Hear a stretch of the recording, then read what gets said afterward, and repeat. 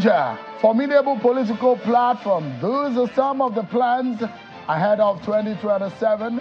And some elder statesmen, including Professor Pat Utomi, a foremost Nigerian political economist, are planning of a very big platform ahead of 2027.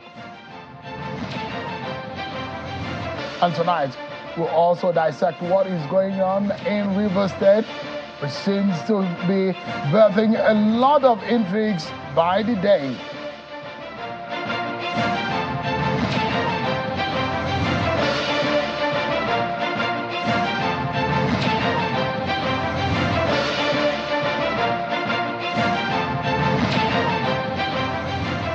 Hello, everyone. Welcome to the program.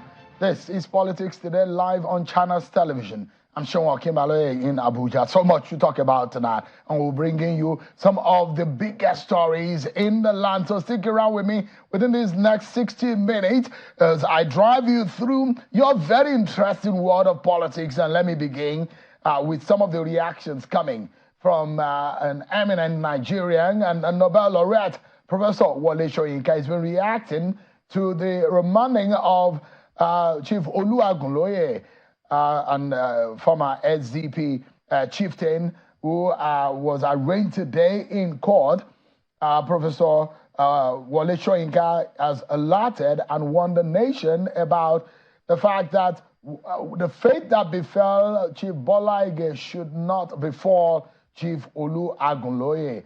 Professor Wole Soyinka, in a statement released earlier today, says that I wish to alert the nation and the government that there exists a justifiable high-level concern for his safety. His predecessor in office, the late Chief Bola Ige, was murdered in his bedroom by a professional assassin, even while his police protection detail took time off, all at the same time, to a nearby eatery. Today, those mystery killers have yet to be identified, arrested, and tried.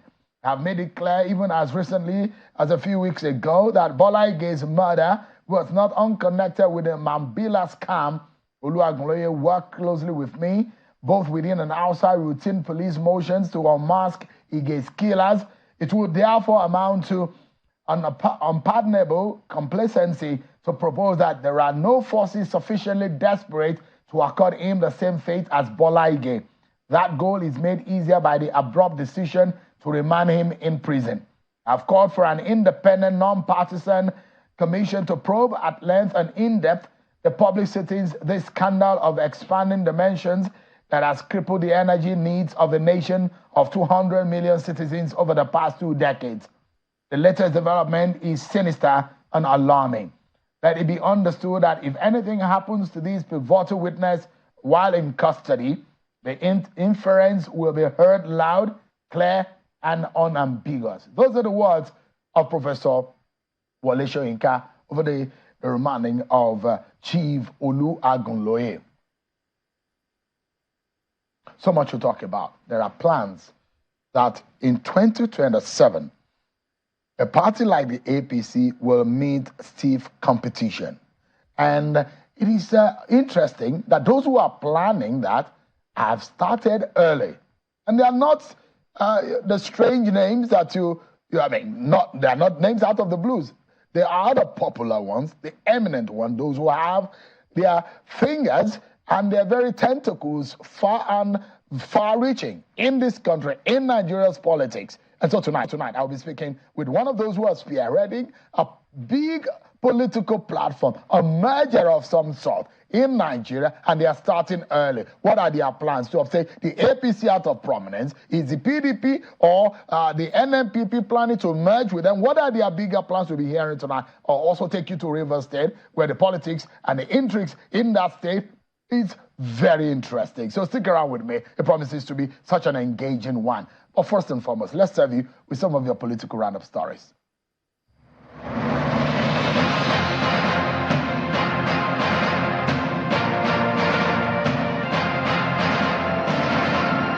The Supreme Court has reserved judgment on the 2 appeals challenging the victory of Governor Alex Oti of the Labour Party in the March 18 governorship election in Abia State. Mr. Oke Ahiwe of the People's Democratic Party and Ikechi Emenike of the All Progressives Congress are in separate appeals challenging the decision of the Appeal Court of 2nd December 2023, which affirmed the victory of Alex Oti. A panel at the Apex Court led by Justice John Okoro has dismissed an appeal brought before it by the Social Democratic Party and its governorship candidate, Mr. Umar Ardo, challenging the declaration of Amadou Fintiri as Adamawa State Governor.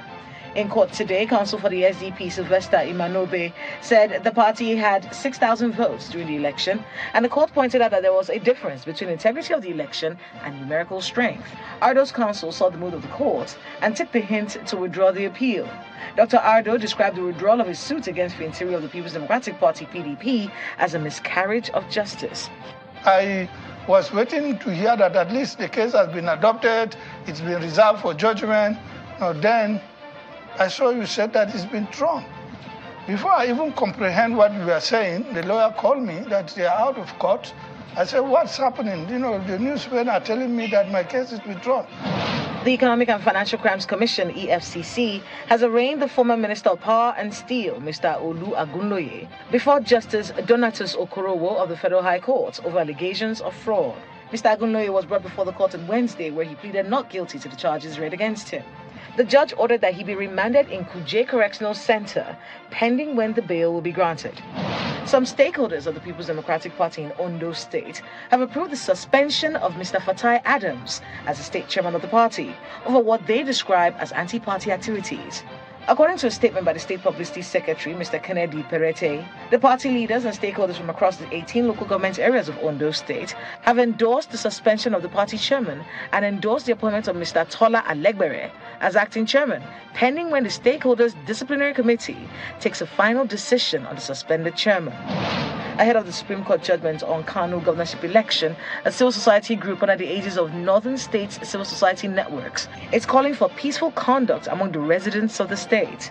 The Supreme Court had set Friday as the day to deliver the judgment on Kano governorship election filed by the state governor Abba Yusuf, challenging the tribunal and appeal court judgment that sacked him as governor of the state.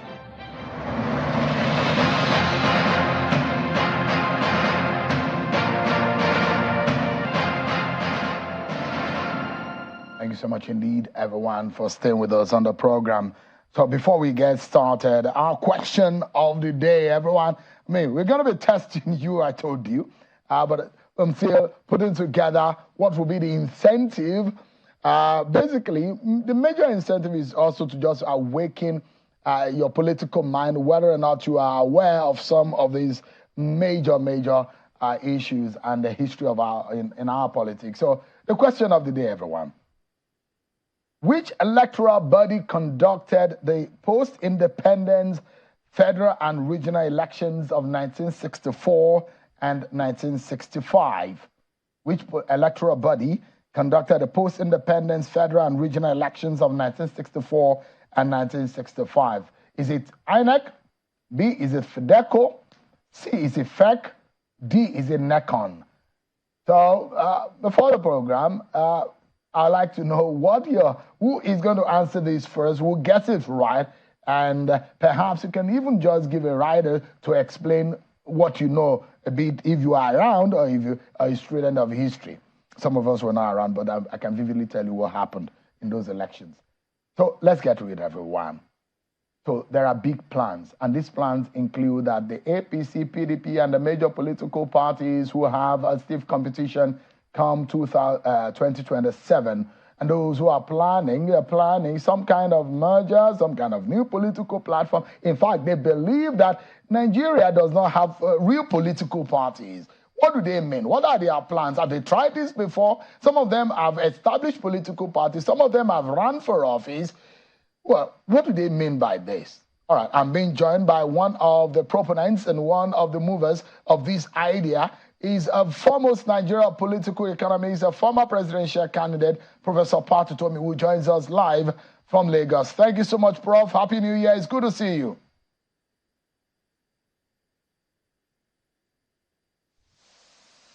All right, great. What is this, your plan? Is it a merger? Because we understand that there are some other forces within the PDP, the likes of Atiku Abubakar, the likes of Kwame. There are talks of some kind of merger. Is it the same thing with what you are planning? We understand that some persons, concerned Nigerians, some eminent Nigerians, are planning a big political platform. Is it all the same, or this is a different idea?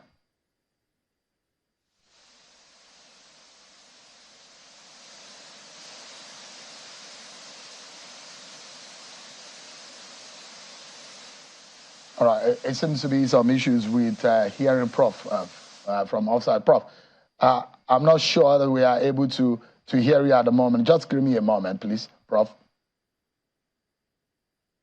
All right, we'll get to Prof in a moment as our engineers try to fix the line of communication with him. Just a moment. But let's see if we can touch on some other issues. And this has to be with what is happening in Rivers State. Now, in Rivers State, you know what is happening. There is, in fact, an obvious feud between the governor, Senator Magnus Abe, and the former governor, who is the minister of the FCT, Soyinka. But the latest that is coming out of Rivers State is the sitting, for the first time this year, of some lawmakers in the Rivers State House of Assembly. After their meeting, I'd like to let you know what they came out from their sitting, the plenary, the very first plenary. Don't forget that their complex got burned in all of these crises, in the political crisis in Rivers State. But after their plenary, take a listen to what they decided on.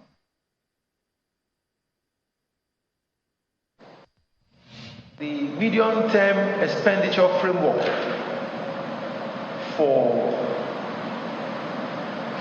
Rivers State has not been presented to this August Assembly by His Excellency the Executive Governor of Rivers State. And because it has not been presented, this House has not been able to look at it so that the performance of the government can be in line with the law. In addition to that, the 2024 appropriation bill is yet to get to this August Assembly. As it stands today, we have not received the medium-term expenditure framework. We have not received the appropriation bill for 2024. All right. So that is their position in their first plenary of the year 2024. But now, the governor, Magnus Abe, has also been speaking, and this is on his own side of the issue. Take a listen to him. What they want is this red biro. He's still with me. They have failed.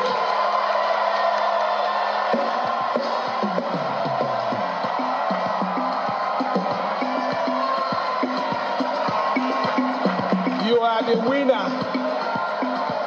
We are the winner. Because we are still signing the red biro.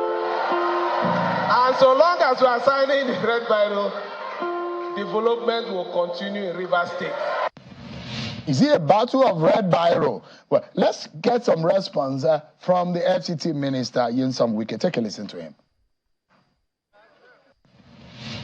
Forget about these hungry noisemakers on the road. When the time comes, we'll know who is in charge or who is not in charge.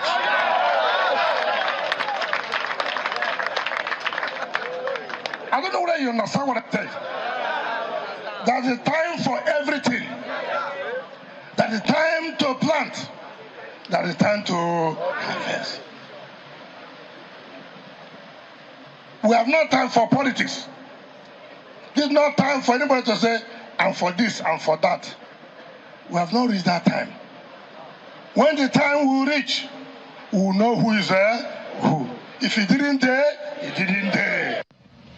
All right, now, so let's get to understand what is happening. One of the persons, of course, who is in the thick and thing of all of this is also someone who ran against Magnus Abe on the platform of the SDP. Is a former senator, chieftain of the APC, led the APC, but now he says he's back to the APC. We'll be hearing from Senator Magnus Abe, who joins us live here in our Abuja studio. Thank you so much, Senator, for joining us. Thank you. So you are back home? Yes, I'm going back to the APC. You are going or you have gone back? I'm going. I'm there. I'm going there. Okay. You have not been received? No, I've not been received. Your very good brother, Rotimi Amechi, will be those ones who will receive you, isn't it? I can't speak for Rotimi Amechi, but the way it goes at my level is that I have to meet with the national chairman and we'll take it from there. So you have you have announced your intention of returning to the APC? I am returning to the APC. Okay. That's a fact. When are you doing that? When exactly? Which day? Are you making it official? I'm working on it.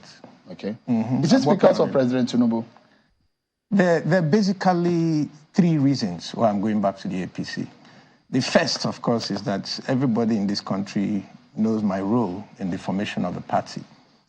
The second, and I think even more important, is that there are people who followed me in the course of my journey, who were members of the APC. I've always been members of the APC. And a lot of them did not actually resign their membership of the party. But because they were with me, they are ostracized from the party, they are left out of everything in the party. And the reasons why we had the challenges we had in the party no longer exist at this time. So there's really no reason for me, just because I'm not there, to deprive them of their own future and their own opportunities within the system. Equally important is the fact that, as you well know, Shehu, I was one of the first people who came out in this country in support of President Tinubu's desire to be president of Nigeria. And I remember that me and you had many encounters on that topic. And I assured you that Tinubu would not only be president, but that he would be able to fix the challenges facing this country. Even when a lot of people believe that you were an anti-party, you're playing an anti-party because you are in another political party, supporting another political party presidential candidate. I did that with the understanding of the SDP leadership at that time. But now those conditions may no longer be rife. It is no longer possible for me to continue to support the president in the SDP. The SDP may not take it now the way they took it at that time. So it is just better that I go back to lend my full support to the work that I know that the president can do. So you basically use the SDP as a vehicle. You just wanted to use the platform, not as though your heart is in the SDP. I think that was understood even by the SDP at that time. But you see, political parties are essentially platforms in this country.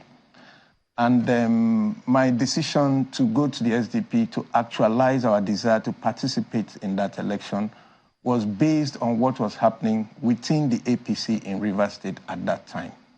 Those conditions have changed, they no longer exist, and there's really no need for us to stay out of the party at this time. So we want to come into the party, we want to be able to work with others to give our full support to the president's agenda, and I also want to be in a position to lead all those who were with me back home, so that we can help to bring a lot of this to an end, because those conditions actually no longer exist. And the most important, this is a new year. New thoughts, we're all older, we're more mature, circumstances have changed, and I believe that as an experienced politician, there are things you need to do at this time to show that you understand the times. And one of those things for me is to go back to the ruling party where I came and where I have obviously invested so much. So that's where we are. There are a lot of water under the bridge. For example, there are those who will imagine that in Rivers State, there are a lot of agitation. For example, the Okocha-led interim committee leading the APC in Rivers State. There are those who are aggrieved, those who say, look, these people did not work for the APC in the election, and that the process and the leadership or the system in the Rivers APC has been neglected. And there are those who believe that when Senator Magnus Abe returns to the APC, he needs to go and queue, because there are those whom you left behind in the APC, whom you probably will now call your leader in the APC because you left them and you're returning. You may not be, the space where you left, right in the front seat, you may not be able to get it again. Is that the case? That issue will not be decided here in Channels. It will be decided within the APC. No, because you are speaking to the Nigerian people. Yes, but that issue will not be decided in Channels. Is it fair, actually, for you to say you go back you know, and you are coming back and you still want to hold sway like you held before you left the APC? It's not a question of holding sway. I didn't hold sway in the APC before I left. But you had to say. I'm just one of the leaders of the party, not just in Rivers State. And would you still be one of the leaders when you return? That will be left for the party to decide. That will not be left for you and me to decide. Are you an Okocha person or you are the other side of the divide? I'm not going to the APC to join any divide. I will work with whoever the party is working with. I'm not going to join any divide. But is it fair the way Rotimi Amaechi has been treated in Rivers APC? Sure, I don't think that I have been in any position to decide how anybody has been treated. I don't know what you mean by how he has been treated. As far as I know, Rotimi Amaechi is a former presidential aspirant in this party, and he's still in the party.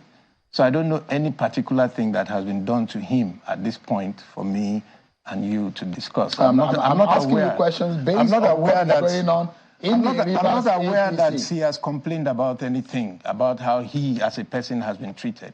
If people have offices within the party and for some reason there's some shake-up in the party, I don't think that it is possible for us to sit here and say that it is Amaechi that has been so treated or not so treated. That's left for him to say. I can't speak for him. Because if you ask some of the leaders of the party at the moment, the likes of Dakuku, Peter Side, you ask the likes of Tonyeko, you ask the like of Jack Rich, they will tell you their grievances about the manner in which things have gone in the APC. And the fundamental question here, and this has to go to the behavior of politicians in Nigeria, who just jump from one political party to the other, and fundamentally the debate over the philosophy of political parties, that people do not respect political party platforms. Is it right for you politicians to just be jumping ship at every opportunity, and you are confusing your followers? Is it fair? Sure. I think that some of these things are not issues that we will deal with in one debate. There are reasons. Politics, at the end of the day, is always local. And politics is about expectations, aspirations, hopes, and, you know, what you are pursuing. And you do that within the context of the society in which you live and the systems that you operate in. I'm not living in America. I'm not living in Germany. I'm not living in Britain. I'm living in Nigeria. So if I'm a politician, I must play my politics in the way that works with the reality of Nigeria. But it sounds crooked and crude. I don't know what you mean by it sounds crooked and crude. Because it does look like... Even in the US, people change parties and come back to their party. People leave the Democratic Party. But not in the manner in which Nigerian politicians play there. There's nothing like manner. A politician can move, and they move all the time. In 12 months, Senator, you would have gone from two political parties at least. What I'm saying is that what I'm doing, there's nothing... Are you a politician for the people or for a politician for your belly? What belly have I gained from moving from one party to the other? The question is that why... I'm asking you, the issue of philosophy, what belly have I gained from moving to any party? Because that is what the criticism about, that there are no political party with philosophies. And that's the reason why they move from one political party to the other. You see, Sheung, there are issues that are legal, there are issues that are constitutional, and there are issues that are personal. The first thing you have to realize is that for any politician, all politics is local. It begins from you and your people, what you want, what you're pursuing, and what you expect. You don't do politics because of a political party. You do politics because of your people. So if a political party, according to one of our top politicians one time, he said these parties, if a political party acts in a way that it is impossible for you and your people to achieve what you're looking for, what you desire, or what your aspirations are, it makes no sense for you to stay where you cannot be able to move. So sometimes circumstances also make it impossible for you to remain in a place, like the situation in which we found ourselves in Rivers State. But this is 2024. I don't want to go, these are things that happened more than 10 years ago. Started in 2015 through 2019, before we finally moved and all that. The party set up so many committees, there were so many reports, and the situation was intractable. So we had to take a stand, and we took one. So that is politics. Today, the reasons and the conditions that made that stand imperative no longer exist. There's a new leadership. There's a new way of looking at issues within the country and within the leadership of the party. And I cannot be here. President Tinubu is the president of Nigeria. I have been his supporter. I have always advocated that he can change the fortunes of this country. He cannot be president and then I'm in my house. Say I'm doing SDP because I'm afraid of what Sheon will say if I say I'm going back to APC. That's not politics. And what of all those people who are APC members who want to play politics in the ruling party who followed me? And then because of me, they cannot be able to express themselves within the polity and they are stranded. Is it fair for me as a leader to stay here because of myself and then abandon them and their aspirations and all that? These are people who are coming behind me. And I must put their interest over and above my own. So let's assume, President, that's what I'm doing. One of the reasons why you are leaving the, when you're going back to the APC, decide to leave the APC tomorrow, would you still follow him? Well, if President Tinubu decides to leave the APC tomorrow, he will have his reasons. And if those reasons are acceptable to me, I will follow him. That's how politics works. When you move, everybody may not necessarily move with you where you're going because people make up their own mind based on how they understand what message you're passing. As I'm going back to the APC, everybody who is with me may not go back with me. Some people may go back to other parties, some may do other things.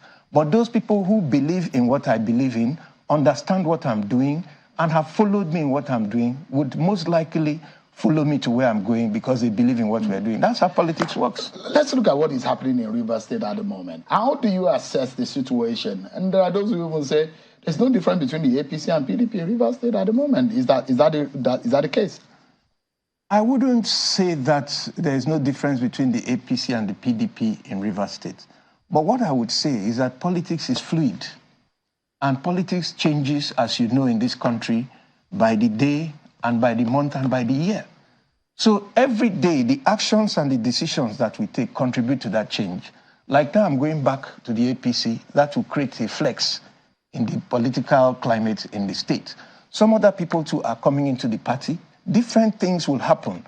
And at the end of the day, hopefully, we'll have a comfortable mix that will be able to offer a viable platform to Rivers people as far as the politics of Rivers State is concerned. I mean, between Governor Fubara and Minister Nyesom Wike, where do you belong in this divide?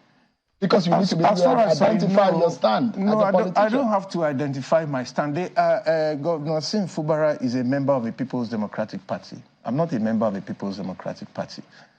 As far as I know, former Governor Nyesom Wike is a member of the People's Democratic Party, according to what he himself has said. But he's working with the APC. So are you with him in that, because he's working with the APC? You see, Sheon, you have to speak realistically. In Nigerian politics, I have played politics against Wike, and I have played politics with him. As a politician, any politician that you ask will tell you that it is better to have those who have capacity to help you achieve your results with you than against you. So if you ask me if it is good for Wike to come to the APC, if I'm going to the APC, I would say yes, because it will help the party. And I was actually one of those who promoted the idea of him working with the APC because I knew it would benefit the party. I was one of those who initiated. So you think that Wike should make up his mind and go to the APC? I think the party will welcome him because it is clear that he has capacity and he will add value. So in politics, everything is not about you. It is about the progress of the party. If the APC has Wike and his supporters in the party, it helps the chances of the party in the state. And that's political reality. It may not help me personally, but it will help the party. In this field, what is the danger? And you have, you've been in the state cabinet, and you understand the workings of a state government, especially when you have this kind of divide or this kind of war, Cold War between the House of Assembly and the state governor. What are the dangers or the landmines before the governor? I really don't see any too much danger. I have to be very honest with you. You know, when I saw you playing the clip you played of the governor was not his response to the House of Assembly. That was what he said in Opobo, as I understand it, when he went home. Yeah. And this one from the Assembly happened today. So you can't bring what... on Monday. Yes, you can't bring what he said a week before as a response to what happened just we recently. built a scenario. I know you built, and the scenario is just around the crisis at large. What I'm saying is that as a Rivers man who has watched this crisis closely from the beginning, and I had said from the beginning that I'm not for A and I'm not for B, but I'm for Rivers State. The governor himself has agreed when they had their meeting to certain terms which he himself voluntarily submitted to. I cannot come here to review that. But this House of Assembly is part of the things he accepted on his own. So as a politician who has accepted that he's going to work with these people, and the people are in a different political party, there are bound to be challenges. And what I expect that he needs to do at this time is to look for a way to reach out to the people through back channels to try to negotiate a way that will work, because he has already agreed to working with them. And they too have agreed to working with him. They have said that they will not impeach him. So if you're not going to impeach the man, you are not going to fight them, they must work together. So when you see some of these things, it is just the dynamics of how this thing will actually work playing out. But when you hear former Governor Wike said, look, there is a time to plant and there's a time to uproot. That kind of, and when you hear Governor Fubara say, look, it is the red barrel that they are fighting for, and as long as we still have the red barrel. You see, Sean, we're all in the public eye. We all say things, and then these things are quoted, the sound bites are made out of them, the context is lost. But what I understand fundamentally is that there's an agreement between the House of Assembly and the governor. You, governor, you will allow them to sit and do their work wherever they like. You, Assembly, you will not impeach the governor. That's the foundation of everything. And I think that if that is their reality, then what Rivers people should do, including leaders like myself, is to encourage them to see a way to work this thing out so that we have less noise coming from the state. Because the reality is that you have said you will not impeach me, and I have said you will be the House of Assembly. So how are we going to work? So those who have criticized President Tinubu's intervention, should President Tinubu have intervened? See, when I was in my house, I was not a senator, I was nothing. Two ministers had a very serious disagreement. And both of them agreed that if we call Senator Abe, whatever he says, we will abide by it. And they called me. We sat in one of their offices till almost 2 a.m. in the morning, and we resolved the matter. Of course, when they resolved the matter, they didn't call me again. But they submitted to it, and it worked for them. The situation we had in Rivers State, but for the intervention of the president, would have resulted in a bloodbath. And the president's intervention doused that tension. The governor himself had accepted those conditions as a way of trying to bring peace to his state. And so these are realities that we have to live with. So every time anything happens, it is dramatized and escalated. What did you expect the House of Assembly to do when they meet? They will demand the budget. Even the governor himself would have known that they are going to do that. So I don't think that it is a sign of any new crisis. It is a sign of a tension in the agreement that all of them reached. And so that tension has to be worked out. If you ask me, what I will advise is that they should look for people that they both have confidence in. People they know that if this one says this, it is true, not because of what he will get from this one or what he will take from this one. People who they know that will have the interest of the state above their individual interest and negotiate a way to be able to move the state forward. I don't think that this is a sign of war or of a collapse of the agreement. No. It's a sign of a healthy legislative, executive rivalry or whatever in a democracy when the people are not in the same party and they have agreed to work together. If you look at even the US, this same thing has been going on between Congress and President Biden, that the American government will shut down, the Republicans refused. But it's not exactly the same thing because, this is a case of a godfather and a godson gone bad. I don't know how you will describe it. Whatever it is, the assembly is an institution. The governor is also an institution. Orchestrated by a feud between a godfather and a godson. Well, I don't know. It's not a natural feud between two institutions. I have been a member of the House of Assembly. And regardless of what you say, these 27 people are individuals. if they are with somebody, it is because they think that their interest is better protected there than the other place. All right. So it's just the reality of the politics of the state. And what I will advise is that they should look for a way to douse this thing and walk themselves through it. But basically, they have agreed that they are together, so they will be together. We wish your state the very best. I mean, that's what we're all praying for. The easiest and the most the calmest Rivers person in terms of their look are usually not the easiest of persons. In terms of their politics, I've come to understand that if you see a Rivers man talk so calmly, when it comes to their politics, this year, I'm for peace. Honestly, right. I'm just. So you are Senator Magnus Abe, peace. I'm for peace, and I want peace in the state. Have you informed your party as is currently constituted? The leadership of your party as currently constituted. I will. Okay. When I finish what I'm doing, I will. I'm not shying away from my responsibility. Thank you so much. I work with everybody. Senator Magnus Abe. Thank you. All right, then. Professor Pat Utomi is ready for me. And I understand that the engineers are fixing some of these issues.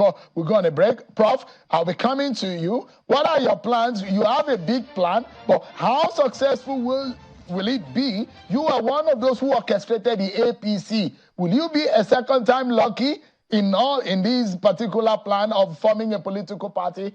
We'll be discussing this after this break, everyone. Join us again.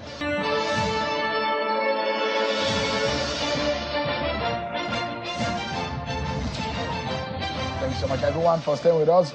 Let's go straight to Professor Pat Utomi. He's one of the people, the proponents of a new political party. Prof, thank you so much indeed for joining us tonight. Apologies for the earlier technical glitch, but now I can hear you clearly. So give us an idea. Is this a merger or a brand new political party that you are planning for?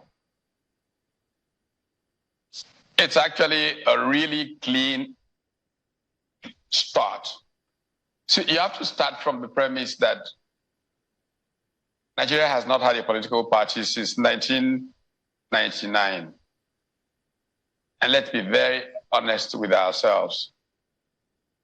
What we have managed is to create platforms that enable machine politics from which to grab power, usually for the purpose of state capture. If you want to test that, check how much the quality of life of the Nigerian has improved since 1999. It's frightening. But the truth is the matter that in 1999, the political class managed to build a certain coalition of accommodation to keep the military out and share the spoils of power in Nigeria, and somehow did not manage to create an alignment with the Nigerian people to improve the quality of their lives. This is why you can see Nigeria deteriorating, becoming the poverty capital of the world, becoming the center of widespread violence everywhere. And if you want to take some clear examples, I want anybody who is a political scientist, economist in Nigeria to look at where India was in 1999 and where Nigeria was. In terms of both violence in politics, the quality of life of people, and where they both are today, Nigeria versus India. In 1991, India was technically bankrupt. Foreign reserves could not accommodate more than 3 weeks of trading. What has happened since 1999 is that India's politics has managed to focus on rational engagement of a developmental state. If you look at the numbers today, India is now speeding past the so-called miracle economies of Southeast Asia. Nigeria, on the other hand, has been traveling in the reverse direction. What better explanation can there be than the fact that Nigeria has not managed to organize the structures for political participation that can focus on the Nigerian people and lift their lives? So, I mean, Prof, if you're talking about... The conversation we are having... Yeah, okay. Yeah, so, if you're talking about political party and governance, because, yes, political party is a vehicle to bring into those who will govern the nation. So absolutely the point. Yeah. So, but you are one of those political party is the vehicle for doing that. Yeah. In that living room where you are, just some meters away, that was where you and some of your friends cooked up the APC.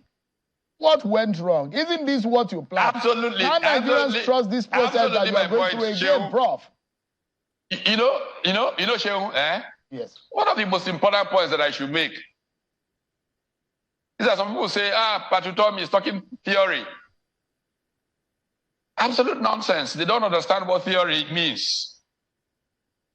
Let them check my background. At age 21 in this country, Atedo Peterside and I, for the New Breed organization, created the first business finance magazine in this country. In my early 20s, I was appointed editor of one of the most influential news magazines in this country. And even when I was abroad, I managed it from outside the country. I have been an executive and a manager in a multinational company. Because I have some academic title, people who have done nothing in their lives but just throw out innuendos against people, say you're talking theory. Now let me show you very clearly why I've walked away from arrangements that have not served the Nigerian people. It emerges by iteration. You try this, it doesn't work, you go on to something that will work. So long as you are focused, you know that why you are there is to do something that will serve the best interest of a majority of the people. So why did APC not work according to your plan? Hold on. So APC did not, based on the plan that you had for the APC, why did it fail? What happened? Because from your description, it doesn't look like APC worked according to your plan. It's simple. They didn't want it to work. They never implemented the plan. Who are these people? From get-go. The people who captured the states. The Buhari government did not want the state to work. They but we just thought that you wanted to invest, share with their you wanted friends, to invest your ideas also in the Labour Party.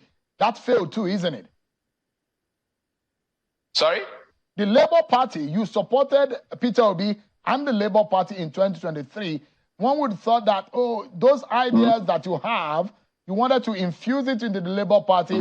That also failed. The same thing happened to the Labour Party. Shehu, you can't make that statement, Shehu. It didn't fail. Even though it was a hurry-up offense, as they would say in basketball in America, just let's get this thing to show this system. That's why we want to calm down now. Design and put in place a real political party with clear ideas of how you become part of it, what you will do in it, and therefore you accept to do it or not to do before you come into it, where there will be a clear agenda, a party plank, that the day you arrive in office, everybody from PAMSEC to level 8 officer knows what they must do every day to move Nigeria to a certain level. You don't do it, you get fired. So this business of just arriving and looking for how much money to transfer to your account, to transfer to that person's account, this, will not be there because you are very busy implementing something that everybody has agreed with, talked about in the public space. And civil society is holding you accountable. Serious media is holding you accountable. And the whole of society knows what you will do next month. If you don't do it, somebody will ask why not. Not to get there and begin to try to enjoy yourself and just generate hubris, pure hubris. 50-car motorcades, this, that. That's not how to govern a people who are dying. So, Prof, let me without world. having to put the cart, is it the horse before the cart or the cart before the horse? Now, are you hoping that Peter Obi, for example, will be the presidential candidate of this new party you are forming? No, we're not talking about candidates now. We're talking about what the party will look like, the values that the party will stand for, the policies that the party will stand for, a national strategy. Now, I give you a small example, Shehu. Look, in South Africa, up to ward level of the ANC, they have conversations about public policy, ward level. And all these flow back, and they can ask whoever is president of South Africa questions based on that. Who in the APC has an idea what APC is doing? Even as one of those who founded it, one of those who wrote the roadmap and all of that. I wrote more than 10 letters to the chairman of APC. I never got one single reply, not one reply. And so the APC was just a concoction, a private enterprise of a few people that was justified with the people who they got to run around. And the object was simple state capture. So Nigeria needs a political party, not all of these things. So let me ask you, Prof. Because this, in all of these, I mean, I know that you are a very good friend of Bola Tinubu, and there are those who believe that Bola Tinubu has some you are the one who has caused the most problem by constantly raising this question. It's not about friendship or non-friendship with any particular person. Somewhere, Prof. It's about how you run a country. Yes. But the idea is that if you have friends whom you trust their capacity, you can as well, because your friendship with Bola Tinubu, I guess, has always been issues of ideas that you've had together.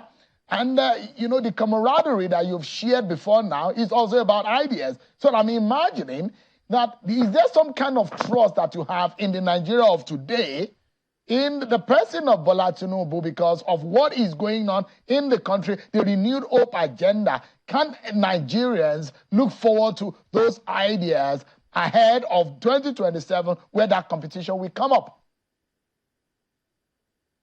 I'm not even thinking of 2027.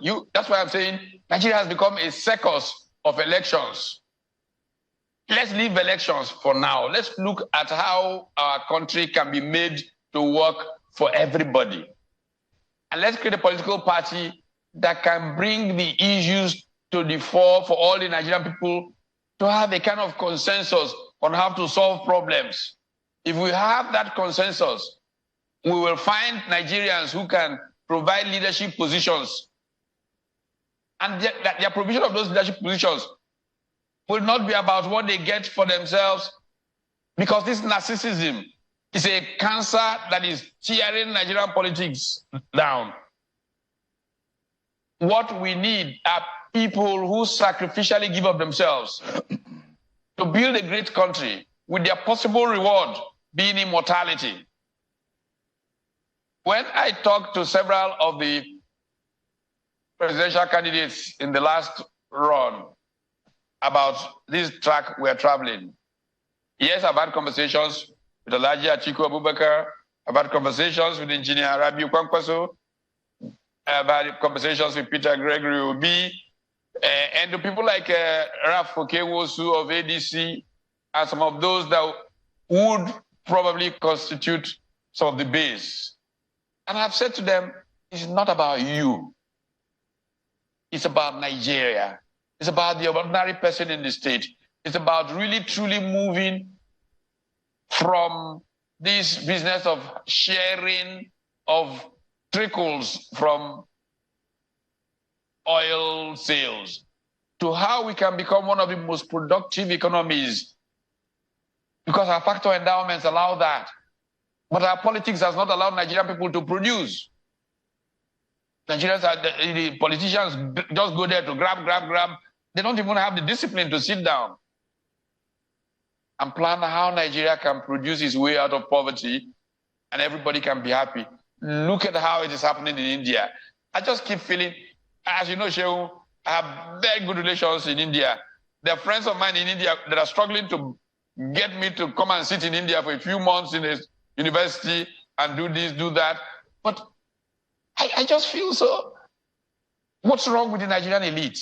Why are we satisfied with nothing? And then they will try and rationalize it by saying, now you're talking theory. What nonsense? What nonsense? How many of them have had the kind of jobs that I have had as an executive, as a manager, as an entrepreneur? And they say, I'm talking theory. Do you know that there is no practice that makes sense without theory? But this is the laziness that Nigerian politics has introduced to Nigeria. That is con thinking. And they say ideas is theory. That is, you know, it just makes me so furious. That's why we're as poor as we are. That's why there's so much violence everywhere. So we must stop in this idea of this new political party, it sounds like a merger, because you say you have had talks with Atiku Abubakar, Arobi Kwankwanso, Peter Obi, Okenwosu, and the rest. If all of these, and they have agreed to come together, is it? What name have you decided to call it? No, we're not talking about names yet. We're talking about, by the way, besides these politicians I've mentioned, I'm talking about leaders of social movements. Leaders of social movements, labor movement, and so on and so forth. I have even been part of creating a new tribe. Nigerians who are committed to certain values, who say, I will not give a bribe, I will not take a bribe if he kills me. And you can then create a set of values that can lead to progress in the country. Because the way we are today, few people in the world are willing to engage with Nigeria because they think there's a collapse of culture. The values in Nigeria, you can't trust Nigerians, all kinds of things I hear. Look, I was supposed to be somewhere in the Far East today.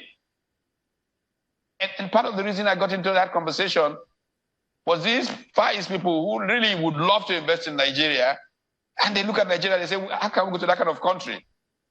And somebody mentioned my name. They met me at a continental level conversation, and they invited me to come and talk with them in the Far East. What can we do to make Nigeria a place worthy of investment?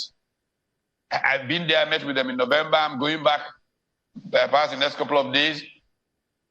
Potential and possibilities of Nigeria are extraordinary. Look, on the 5th of February, as part of the CBLR lecture series, we have a special focus on what we call entrepreneurship of apprenticeship, entrepreneurship. We want to show how you can take hundreds of thousands of Nigerians into programs, train them as apprentices and entrepreneurs, and put them in industry clusters across the country, producing and partnering with Nigerians in the diaspora and exporting along certain value chains. Let's just show practical examples of the fact that you can grow this country and grow it out of poverty. But they must be able to trust the politicians. If they think that politicians are just scoundrels trying to look for somewhere to collect money, you won't be able to make these things happen. All right, Prof. So we need to deal with the legitimacy crisis. All right, sir. And part of the way you deal with it is having a political party that connects to the people, that is in the grassroots. This is what we're trying to build. Prof, do let us know, as much as you grow this idea and it comes up well, we will want a nation that every Nigerian can be proud of. I'm waiting for that day that every Nigerian across the globe will say they are returning home, because Nigeria is now the place that everybody wants to come to. Thank you so much, Prof, for your time tonight. Professor Pat Utomi with the mega party idea. Thank you so much indeed for your time tonight. Great pleasure. Thank you so much. So let me give you the answer to our question. For those of you who have gotten it right, the question of the day is, which electoral body conducted the post-independence federal and regional elections of 1964 and 1965? And the options are Is it INEC, DECO, FEC, or NECO? The right answer, everyone, is FEC. That is the name of the organization at the time. That's what it's called, the electoral body which conducted that election that year. And there you have it. Thank you so much, everyone, for watching tonight. It's a pleasure being your pilot on this 1 hour ride. I'm Sean Kimale. I'll see you tomorrow again, God willing. God bless Nigeria.